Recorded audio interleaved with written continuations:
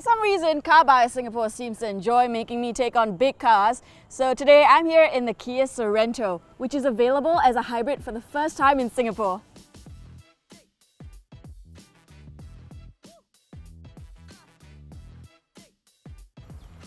The last time we reviewed the Sorento was in 2020 when it rolled into town as the turbo diesel model. It was packed with a bunch of technology and features that made the car feel premium all around, and it really boosted Kia's brand image. The one gripe? There wasn't a hybrid version for Singapore. Fast forward to 2022 and a whole pandemic later, Kia's heard our wishes and given us the Sorento Hybrid. There's only one version available in Singapore, the Hybrid SX Tech Pack, which costs pretty much the same as the diesel version's base SX Tech Pack. Some minor differences include 17-inch wheels on the hybrid instead of 18s and a discrete badge on the tailgate. Besides that, not much is different between the two cars, and that's good because the Sorento is a more mature design than before, and it has the presence to complement its size. On the inside, most of the features from the diesel Sorento are also in this hybrid version, so let's find out what's different and what's the same. We know no one likes being the third wheel on a date, much less sitting in the third row in an SUV. Although I must admit, I actually pick it sometimes so that I get my own private little space. But let's see how little it really is in the Sorento Hybrid. Getting into the third row is easy. With a push of a button, the middle seats slide forward and down, allowing you easy access to climb into the back. Like most third rows in 7-seater SUVs, it's not exactly the most spacious back here, but I'm not exactly cramped in like a can of sardines either. So I'm 1.65 meters and my knees actually aren't touching the seats in front of me just yet. So for those of us average sized humans, it's not a bad seat to be in. For headroom though, I've got just barely a hand's worth. So maybe on the bumpier rides that might be a bit of a pain. Like the diesel, the Sorento Hybrid also has aircon vents in the third row. I mean, Lord knows how hot it can get back here. It's probably where I'll hide the next time they want me to drive a big car. No USB ports back here though, so if you're stuck back here on a long journey, you better bring a portable charger. But that's it, let's see how the middle row fares. Well, in case you needed another reminder, I'm 1.65 meters and it's actually pretty spacious back here. So the seats also actually slide forward if you want to be nice and give the people in the third row a bit more space. How's it back there, Luke? Woo! Hi guys, so as you can see, legroom seems to be a little bit tight. I must stress this point, but headroom, as you can see, right? It's not that bad, but then again, because I'm 183, so it's a little bit, if I actually sit up, right, it's a little bit of, you know, a squeeze for my height.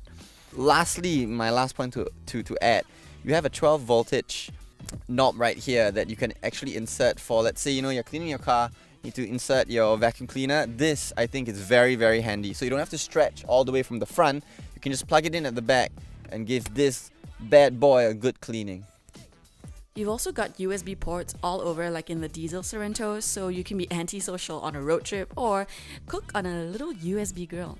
You can also shuffle along the middle without hitting anything, so that's a pretty big plus on space. The boss seat adjusters on the front passenger seat are also here, so if you want to be a real annoying backseat passenger, you've got it. And you've got a solid amount of space in the back, 608 litres to be exact. If you need to, there's a button you can push to make the second row of seats fold down for more junk in your trunk. There's also cool rear window shades that you can pull up for all the privacy you need. And ventilated front seats, my favorite because everybody needs a cool butt in Singapore's weather. Up front, you've got your infotainment screen and digital instrument cluster that pretty much looks the same as the diesel Sorento, but there's a useful driver-only button for the air conditioning that reduces energy consumption. But one way to identify the hybrid is also by this dial that's replaced the gear shift. There's also Apple CarPlay and Android Auto, but it's not wireless just yet. Again, I'm 1.65 meters, so my seat's already pretty forward, but the buttons are still just a little bit out of reach. And if I want to reach for the home button, I kind of have to bend forward a little bit. But all that aside, let's get around to what we're here for, how this baby drives. The Sorento Hybrid has a 1.6-litre turbocharged engine, which is smaller than the 2.2-litre diesel, but it does have an electric motor to boost the total output to 230 horsepower. That's more horsepower and enough for 0 to 100 in 8.8 seconds. So one of the more relevant things is, of course, the hybrid powertrain. And from the infotainment system, you can select hybrid. You can see how the car's engine and electric motor come together to share the work of moving the car. And when I'm stopped right now, for example, or if I'm moving at a slower pace, the engine just basically goes to sleep and you don't use any petrol at all. And when you need more power, they both work together, making for a really nice and smooth transition with no sudden jerks. So when you're slowing or rolling down a hill, it kind of recaptures the energy to recharge the battery, so you don't have to plug in your car. I mean, that's free energy right there. You can also see your average fuel consumption, and Kia claims 5.4 litres per 100 kilometers, and a car of similar size, for example the Mazda CX-8, needs 50% more fuel on paper.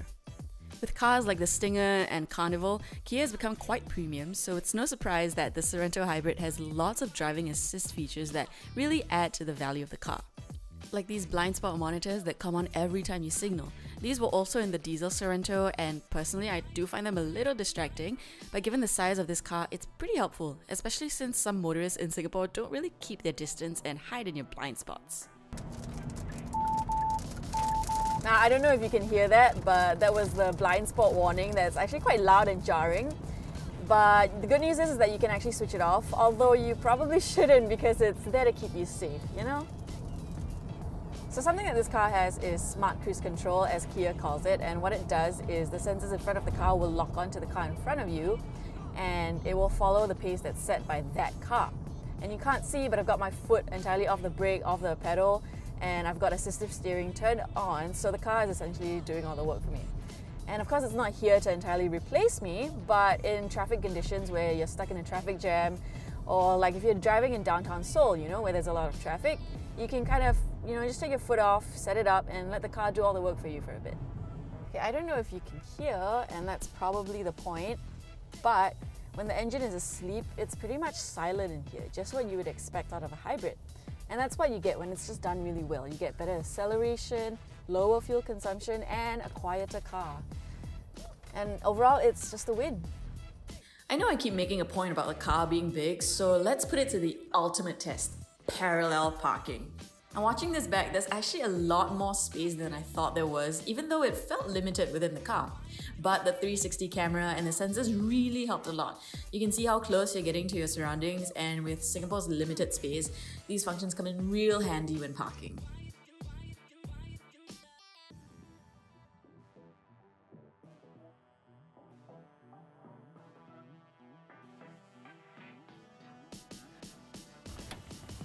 So if you're wondering if you should buy it, avoid it, or shortlist it, you should definitely buy it.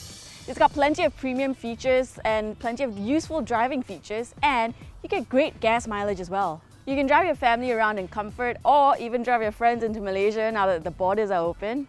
With the Sorento Hybrid's pretty premium features and its price tag of slightly above 220,000 Singapore dollars, it's a pretty solid deal. Not to mention the 5 years comprehensive warranty and the 10 years engine warranty. Overall, it's got a great amount of practicality and it's pretty decent drive, so if you've got a family, it's all around a huge plus. And it did take me a bit of effort to figure out the controls on my first try, but overall, it's really easy to live with and a great long-term purchase. And that's all for our review of the Kia Sorento Hybrid.